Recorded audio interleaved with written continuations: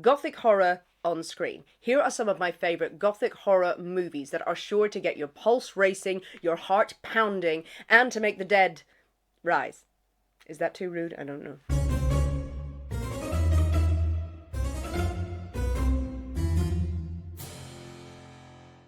Hello, if you're new here, I'm Sinead. This is my spooky corner of YouTube where I talk about spooky books, spooky films, spooky things that you may remember from your childhood, and also share the general shenanigans of my life that usually involve crows. I read a lot of horror books and I bring reviews regularly on this channel. And I also dabble in other genres across the realms of my bookcase. I also watch a lot of horror films. I would love to be your spooky book and film person, so do subscribe to this channel if you like what you see, if you like what you hear. Or send it to your enemies. Teach them a lesson.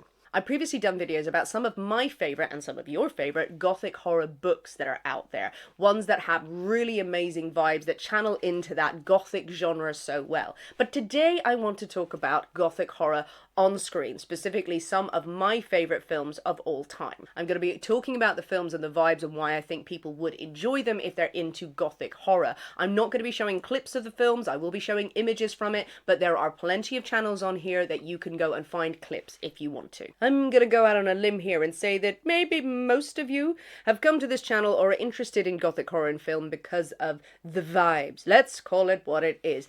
The vibes of a lot of Gothic horror are delicious. They are frightening, they are tantalizing, and they're fascinating. I don't think there'll ever not be an appetite for horror films in general in terms of the number of films that are released each year. But Gothic horror has such great source material when you go back to some of the classic literature. And when done right, it translates so well to the big screen. I've talked about what Gothic horror is on my previous videos on the books, but I'll give you a quick recap here for anyone who is brand new to the genre and wants to start with the films, and maybe you'll go to the books later. So Gothic horror has various tropes in it. There's always exceptions to the rule, but the general starting point for Gothic horror is your location and the look of it, even on the page. The Gothic is nearly always dark. There are exceptions, as I said, but it's dark and it's beautiful. Gothic horror frequently features locations that are isolated and that will have some sort of beauty and decay to them. So think your crumbling old mansions, your old castles, and maybe you're also thinking of a bit of opulence. So these mansions, they may be crumbling, they may be decaying, but they had great beauty and they're incredibly imposing. So this idea of the Gothic setting, it's dark, it's not full of light and wonder, but it is quite impressive. You will have people going to this location or being trapped there by something. Maybe they cannot leave because of a supernatural entity or because of some sort of human intervention. Gothic deals with fear and fascination in equal measure. Where you've got something supernatural, a lot of Gothic horror, it's something to be very frightened of, and yet it has a strange appeal. It's like you're appealing to the other side of your character, the dark side of your nature, of human nature, or what can be conjured from the world. So where you've got monsters and creatures in Gothic horror films, they are supposed to be frightening, but you'll notice the trope where there's a little bit of fascination with them. Usually it's a female character who is frightened, but seems to be verging on a little bit of arousal almost. And that's okay, we don't judge. These films and these books will also look at the corruption of innocence, whether it is the supernatural, whether it is some sort of psychological terror that is being inflicted on them. Corrupting the innocence is at the heart of a lot of Gothic fiction. You're also dealing with the mind. Even when you do have frightening creatures and very frightening settings around you, a lot of the storylines and plots of the films, of the books in this genre, are dealing with someone who is wrestling with their mind or with their conscience. Do they believe what they're seeing? Do they believe what's happening around there? And sometimes people will exploit that doubt or exploit that idea of, you can't possibly believe this is going on. You're crazy. Maybe they need locking up. Sometimes when you pull through the story, you go, oh, maybe it's actually making a judgment that it's not as simple as good versus evil, black and white. You know, really, what is evil? How do we define what evil is? It's going to make you think, it's going to make you shudder, and it's going to make you quiver a little bit, because it likes to fascinate you as well as frighten you.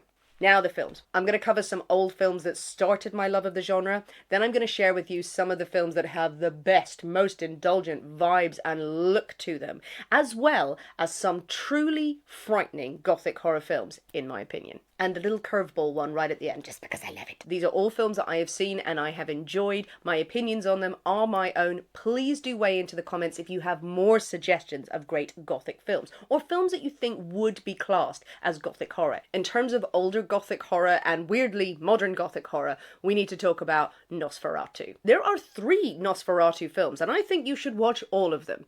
The first one, made in 1922, Nosferatu: A Symphony of Horror, is widely credited as setting the benchmark for horror films in general. This was a silent film. It was an unauthorized adaptation of Bram Stoker's Dracula, the novel. It's the first vampire film that was made. There was some experimental films around the time, so technically I think there might have been another one in Germany that was made. I'm babbling now. But Nosferatu 1922 was the daddy. If you look at that film, it is a great example of German expressionism film, if you're into your film history. It is very atmospheric.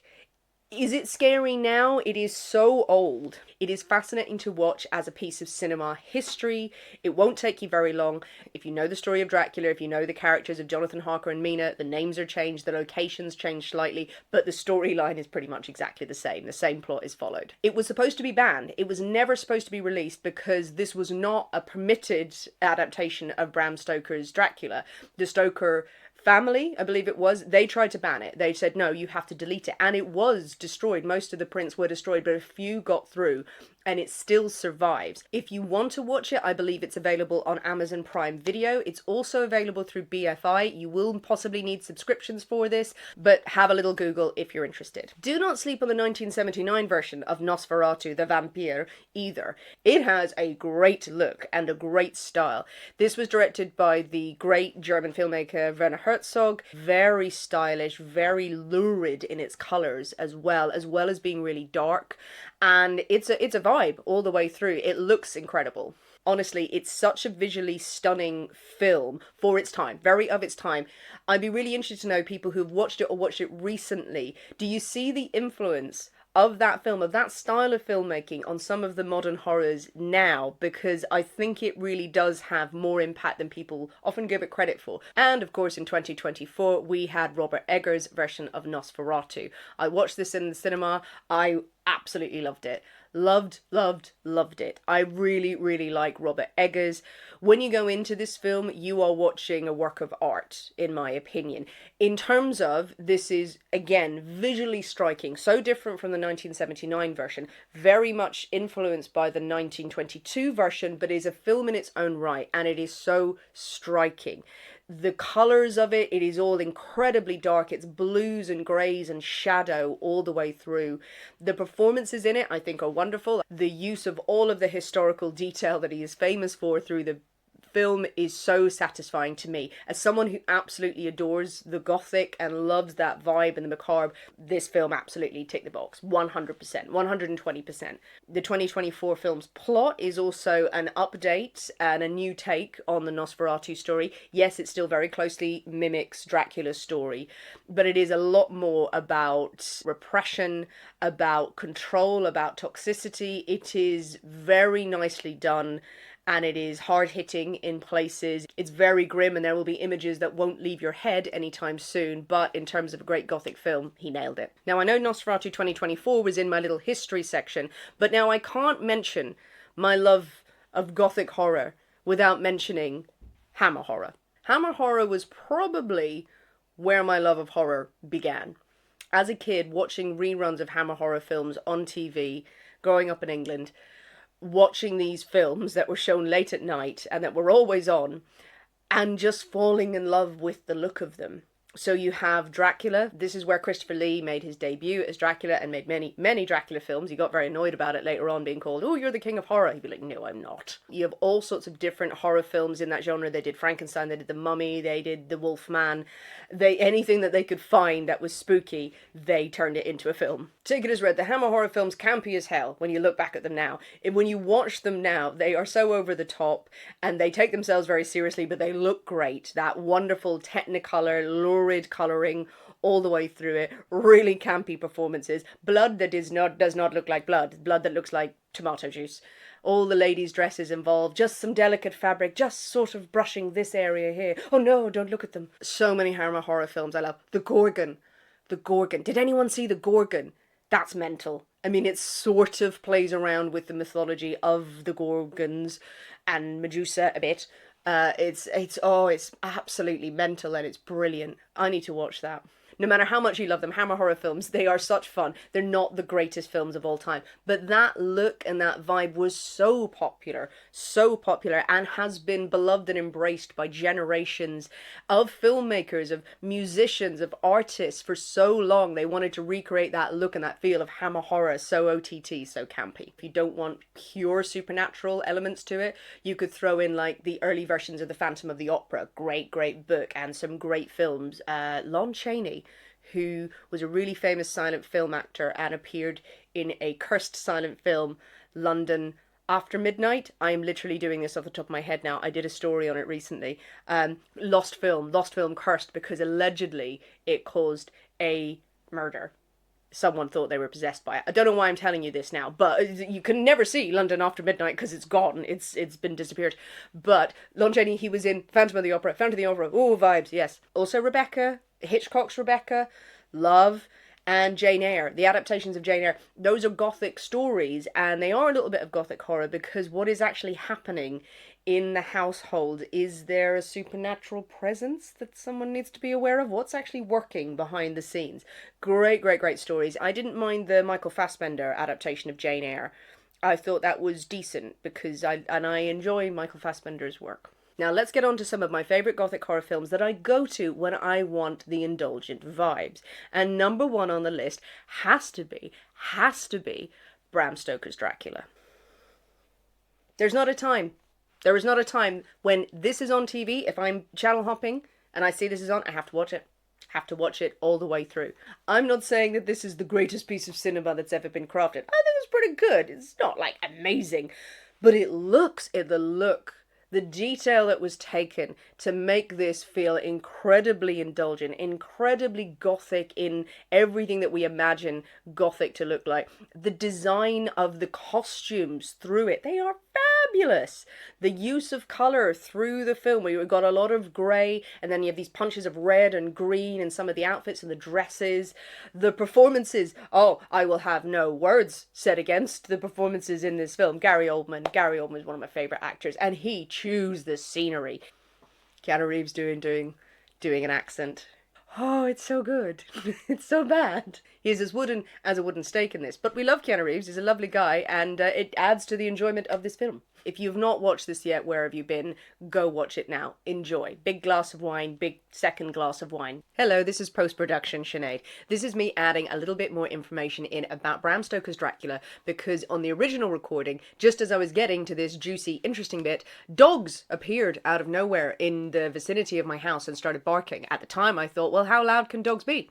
Turns out very. While we strive for continuity, I'm not making a film here, and I think it's more important that I get the right content to you and information, even if I have to record that later, so you get well-rounded information to make your film and book choices. This is an important point for anyone who's not seen Bram Stoker's Dracula. Sometimes I take it as read because it was such a seminal film from my childhood and from so many of my gothy, spooky friends past that I forget some people haven't seen it, and why should you watch it now? Some of you may be here for the aesthetic, for the vibe, but also the romance element. So let's put that into context. If you are new to the 1992 film Bram Stoker's Dracula, you need to know that it's not an entirely faithful adaptation of Bram Stoker's Dracula.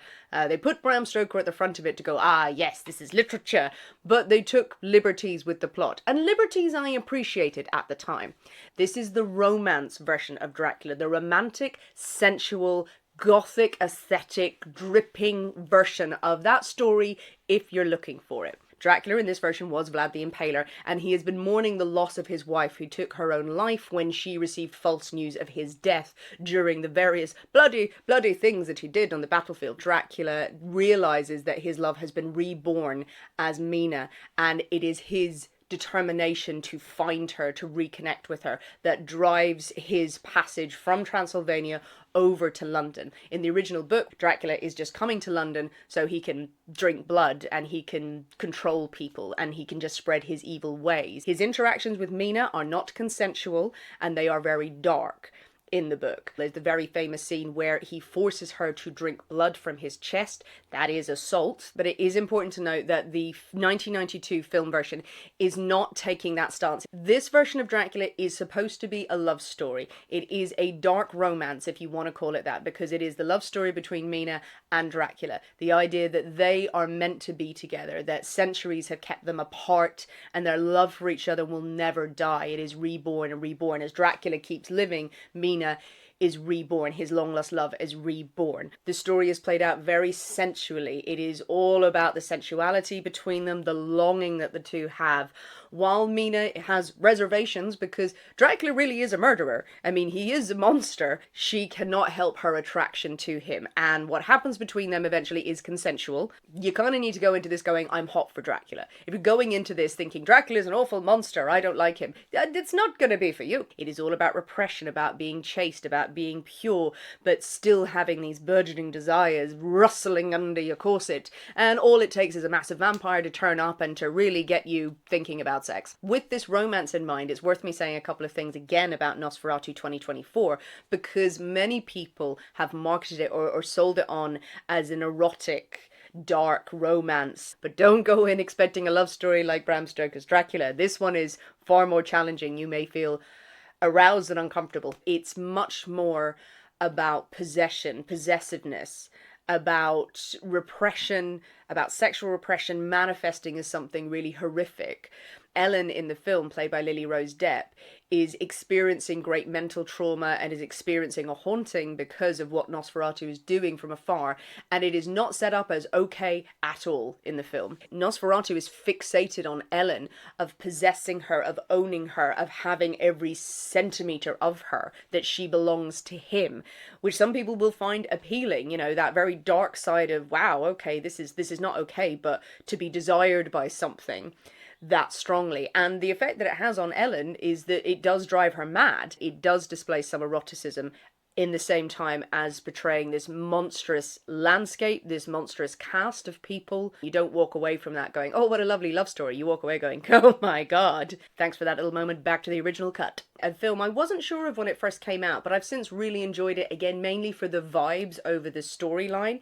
It's Crimson Peak, Guillermo del Toro's 2015 film Crimson Peak, and this does borrow heavily from all of the Gothic literature tropes in it. A young, headstrong woman who's lost her mother tragically, but her mother keeps trying to send her messages from beyond the grave in very, very scary ghost format. She ends up marrying a dashing, gorgeous young man who wants to whisk her away to his very special mansion in the middle of nowhere, a mansion that bleeds from the ground. It's on a bed of clay. They do the mining of the clay, but it means there's red stuff everywhere. It's a small plot device to make it look amazing. There's also a hole in the middle of the mansion. It's not a great house, to be honest. She meets her husband's sister, who is strangely cold and curious of the new woman. But is the mansion haunted? And do these ghosts mean to do the new bride harm, or do they mean to warn her? As you'd expect from a Guillermo del Toro film, this one looks amazing. It looks so good, and again, such time and care has been taken over the costumes. It does seem to be channeling a lot from the 1992 Bram Stoker's Dracula. You've got a lot of similarities there in terms of its look, in terms of some of the dresses there. They're very reminiscent of the costumes that were used in that film. The plot is decent as well because it is that old Gothic trope of the young bride coming to a mansion, people accusing her of being mad. She thinks she's seeing things, but is there something no more nefarious happening behind the scenes? And it does get dark and quite grim in places, but very entertaining film, and it looks mwah. One person who understands the assignment when it comes to Gothic indulgence and the look is Tim Burton, so we need to include Sleepy Hollow. That 1999 adaptation, the legend of the Headless Horseman that haunted the town of Sleepy Hollow.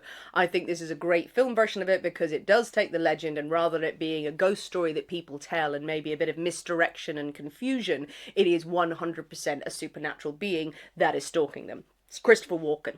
Very good, just slightly over the top performances by all of the cast. Tim Burton, no notes in terms of dressing a set, creating a vibe in the town of Sleepy Hollow. The props with little elements of steampunk in them, which I quite appreciate. And an expansion of the story to involve more folklore, more nasty characters, more morally grey characters all the way through it. So it turns into more of a mystery as well as being a really great spooky tale. This is a film that I have snuck into my list of great folk horror films, and now it's going into my great Gothic films. It is The Company of Wolves. 1984 Neil Jordan film. This is a dark fairy tale adaptation of the Red Riding Hood story.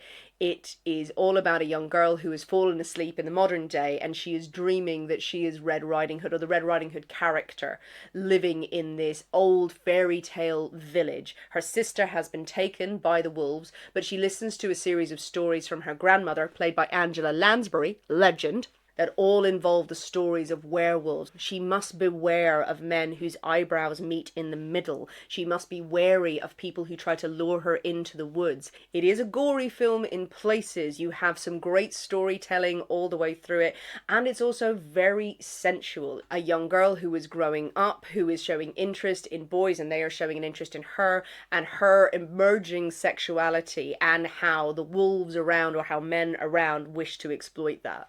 If you're looking for fairy tale Gothic, this is a film that has to be on your list. It's a little bit dated now, but I still so enjoy watching it regularly. I hear you, you like the vibes, but you also want some scares thrown in. Okay, here's my tips. Older films that fall into the list that I still maintain are very frightening. Number one of my favourite of all time, The Innocents. 1961. This was directed by Jack Clayton. The screenplay was co-written by Truman Capote, and it stars Deborah Kerr. This is an adaptation of The Turn of the Screw, the book, the novella, by Henry James. It is your classic tale of a governess who goes to a huge mansion to take care of two idyllic young children, but are the children actually being possessed by some ghosts that don't want to leave the estate? One of the reasons I love this film as an adaptation of a great Gothic ghost story is the fact that it feels kind of ahead of its time in the way that the governess is portrayed. It's in black and white. There are no special effects in this. There's no gore. There's no blood in this. It's just the presence of the ghosts. And when they appear in the story, I still find it utterly chilling because it is so still. It is so simply done. The way it is shot, it's often shot in from a distance. You know, you see the ghosts of sort of from about mid-shot or widescreen. You don't get those really, really big close-ups of faces apart from one really crucial scene. You're not sort of seeing this horror and people reaching for the camera. It's just this stillness of something other. Ooh, it still gives me the shivers. You get the sense, really, of Deborah Kerr's character looking and going, am I actually seeing this? What is that? What is that? I also appreciated that in the film, Deborah Kerr plays the governess so well, channeling that sexual repression that is sort of hinted at in the book. They sort of lean on that quite heavily, of her being someone who is determined to be good and morally upright. But we see at the beginning, we also see her desperate for male attention and male approval. Her repression in the film is portrayed through wonderful use of sound in some of the scenes, of her breathing, of her sort of her heart going. Is that fear, or is that her trying to repress something that she wants to get out? It's really nicely handled all the way through the film, so you end up feeling, is she manifesting something? Is she the one corrupting the innocents in this film? It is outstanding. Another film from the 60s, 1963, The Haunting, the adaptation of The Haunting of Hill House. They were doing it right in the early 60s. Again, a film that is in black and white, that has no gore in it, that cannot rely on big special effects. Trying to put Hill House from Shirley Jackson's novel on screen is a challenge, because this is a slightly mind-bending house. This is a house with a mind of its own. But this film still manages to convey the menace, I feel, that is exuding from the house in the story. Through this film, you really do feel tense. It is a really tense, difficult watch in places, because you know something bad is going to happen and you don't want it. It's not nice. Also, all the awards had to go to the housekeeper who, at the beginning of the film, delivers her lines like a wooden stick, going, "In the dark. No one will come in the dark. No one will come after that. No one will come in the dark." Just keeps repeating it. They had the character repeat that so much that I feel like all of the guests in the house should have just been going, is she going to stand here and say this all night?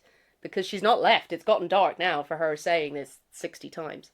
A film not in the English language, a Spanish film that I defy anyone to not be terrified by, The Orphanage, 2007. This is a great movie, as well as being so frightening and heartbreaking. A woman buys a former orphanage where she had once been adopted from, and she moves there with her husband and her young son with the hopes of opening it as a facility for disabled children. The orphanage has memories, it has a past. Her son is soon telling her that he has made friends with a boy with a bag on his head that is in the orphanage. That is as far as I'll go on the plot of this film. There are so many layers to the story, to each of the characters, that are beautifully unfolded through the film, and it produces genuinely terrifying ghosts. And at its heart, this absolutely gut-wrenching, brilliant story. It is so, so good. The setting is so perfectly Gothic. This huge orphanage that has a past, that is still haunted by things that have happened in its past. The building itself. The story of the mother who is trying to protect her son, but also is feeling overcome by things that are happening in the building. What can be believed? Who is to be believed? Do you believe a child who is telling you that there are ghosts in the house, or that he has made a friend with someone who's not supposed to be there? Or do you believe the adults who may be losing grip of reality? You'll never look at hide and seek the same way again. You may want to look up trigger warnings for this film. It doesn't involve any animal death, to my recollection, actually. It's not that.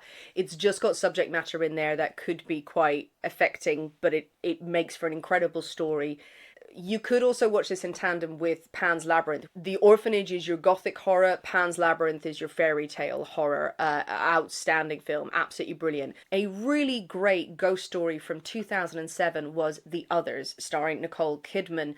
I loved this film when it came out, and I thought it channeled all of the great tropes of proper Gothic literature with a very scary story. I have shown it to people since who had never seen it when they've come out, and they still go, oh, okay. You have a woman and her 2 children living in quite a decent house on the island of Jersey in 1945, just as the war is ending. She opens the door to 3 new servants who have come to work at the house. Her children have a particular strange disorder where they are allergic to sunlight, so the house has to pretty much be kept in constant darkness. Doors have to be locked. They have to do all of these systems to protect the 2 young children. But it does seem that something else is in the house. Something has manifested with the arrival of these servants, who are very supportive and very kind, but the mother, who's under great strain of looking after the children. She doesn't know what's happened to her husband, who went away to fight in the war, and these hauntings seem to begin in the house. And it's a wonderful dynamic where you have the haunted house, but you've also got to protect the children. You can't just be running through the house and flinging doors open, and then strange things start happening around the children as well. One of the children, the little girl, seems to be seeing things and draws pictures that are incredibly upsetting of what she's seeing. It has some great horror tropes in there. I can't say too much without giving the plot away, that were used really nicely, really good performances, and builds to a very good conclusion. It is a twisty film. I really enjoyed it. It is a proper Gothic ghost story that I would always recommend. My final recommendation is one that is a bit of a curveball, but I still feel like it is a good Gothic horror story. It is Picnic at Hanging Rock, 1975, directed by Peter Weir. If you've seen this film, or if you go and have a look at some of the pictures, you may not think Gothic. You may think, Sinead, you've lost your mind, because it is bright sunlight. It is really bright sunlight. It is the story of a girls' school in 1900 in Australia. And a bunch of the girls go with their governess one beautiful sunny day to Hanging Rock for a picnic. A small group of the girls decide to climb the rock, and they disappear without a trace. Gone. And this mystery unfolds of what has happened to the girls. Many people thought it was a true story. It's not a true story. It was based on a book that implied a little bit that it was based on real events, but it's not. But this film just feels so indulgent. You sort of feel the heat radiating through the screen when you watch this. You've got that classic Gothic setting of a girls' school, of girls having to conform and be good young ladies and to behave themselves. But what does that bubbling repression that many of them will be feeling as they're emerging into womanhood and wanting to be free, what is that going to manifest? And what is really at work here? What dark forces, what strange things are happening? And it's such a good, strange mystery that I love. I do think it's got a lot of really good tropes from Gothic horror while being very sunshiny and very bright, but there is something dark underneath all of this. And you are left wondering long after the film is finished, like, what was that? Why does this feel so bright and so dark? I love this film. There was also a TV adaptation of Picnic at Hanging Rock a few years ago. I enjoyed it when I watched it. It was a while ago that I saw it. It wasn't as gothic. It was a little bit more colourful, but it felt very tense and it really handled the mystery quite nicely. I liked it a lot. There you have it. Those are my recommendations of great gothic spooky films to indulge in. Whether you're looking for older films so you can see where the tropes that we know and love today came from, whether you just want pure indulgent vibes, or whether you want to be scared and terrified in a gothic setting, hopefully you will find something you love within that list. It goes without saying that I always need more recommendations of great gothic vibey films to enjoy, so please put them in the comments. Any of the films that you have enjoyed. There are so many more out there. There are so many more I could have included on this list, but there is only so much time in the day. So please do give me suggestions of more films to enjoy, films that you particularly love the vibes in. Whether it's the greatest film of all time doesn't really matter. If the vibes are strong, I'm there. My recommendations for great gothic books are linked in the description. I would love to keep bringing you recommendations of great books, great films, and great spooky things to do. So please subscribe to my channel, like this video, save it, leave a comment below, and by all means message me if you do have suggestions of more videos you'd like to see from me in the future. Stay spooky, bye-bye.